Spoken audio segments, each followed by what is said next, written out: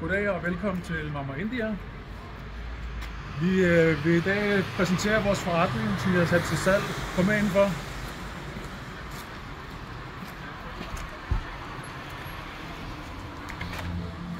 Som I kan se her, så har vi siddepladser her foran. Og der er køleskab her. Og der er en lille bar her foran, hvor man kan komme og bestille sine madvarer. Og her der har vi siddepladser til, at man kan sidde og spise også.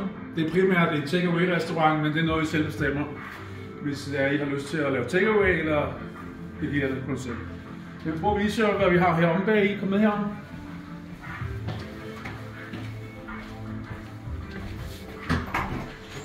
Herude der har vi et toilet. Det ser sådan her ud, et kundetoilet. Og så har vi et lille lagerlokale.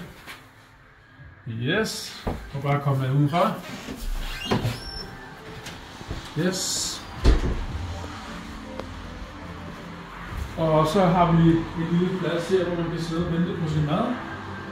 Der er pladser her til, at man kan sidde og spise, hvis man venter på sin mad, eller bare venter og tjekke sin iPhone.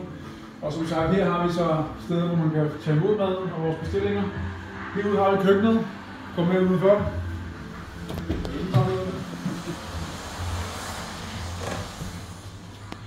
Lokalet er på i alt 90 kvadratmeter. Der er tilhørende kælder nede under også. Og så kan vi komme med herom. Herude der har vi så vores baggård. Det er meget mørkt, så det er lidt svært at se, hvad der sker derude.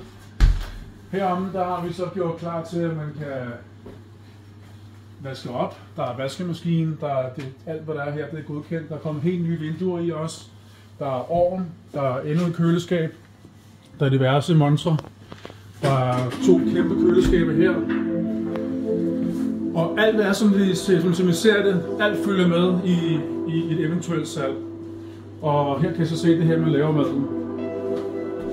Så prøv at komme med udefra igen. Og det er med fuld udsugning. Og alt er godkendt til både salg af fødevarer og drikkevarer.